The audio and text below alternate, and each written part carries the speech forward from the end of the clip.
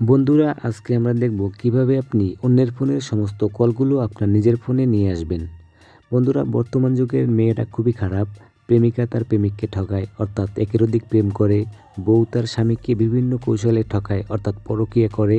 স্বামী যখন বাসার থেকে বের হয়ে যায় তখন সে বিভিন্ন পুরুষের সাথে কথা বলে এবং কথা বলার পরে নাম্বারগুলো ডিলিট দিয়ে দেয়। তো আপনি কোনোভাবেই কিন্তু চেষ্টা করে সেই নাম্বারগুলো দেখতে পারেন না সে কার সাথে কথা বলে।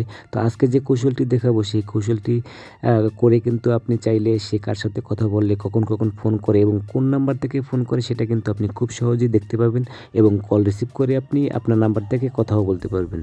তো বন্ধুরা, আমরা কথা বাড়াবো না, সরাসরি দেখব। এই কৌশলটি করতে হলে এই কলগুলা ট্রান্সফার করতে হলে তার ফোনটি মাত্র কয়েক সেকেন্ডের জন্য আপনার হাতে নিতে হবে। তো হাতে নেওয়ার পরে আপনি তার ফোনের ডায়ালারটা ওপেন করবেন।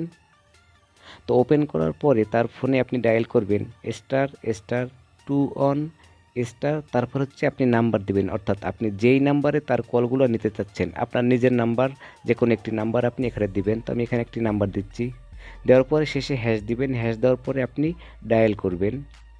তো বন্ধুরা, ডায়াল করার পর এটা কিন্তু সাকসেসফুল হয়ে গেছে, অর্থাৎ এখন থেকে এই যে যে নাম্বারে আপনি ডায়াল করেছেন সেই নাম্বারে কিন্তু সমস্ত কলগুলো চলে আসবে, অর্থাৎ তার ফোনে যে যে কল করবে, যে যে নাম্বার থেকে কল আসবে সেই কলগুলো সরাসরি আপনার ফোনে চলে যাবে।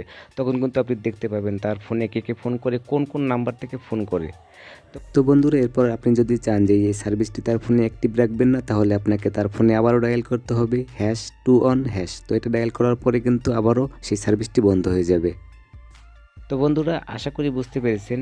ভিডিওটি যদি কোনো উপকারে আসে, ভালো লেগে থাকে বন্ধুরা, প্লিজ একটি লাইক দিবেন এবং পরবর্তী আরও একটি ভিডিও পাওয়ার জন্য অবশ্যই আমার চ্যানেলটি সাবস্ক্রাইব করবেন।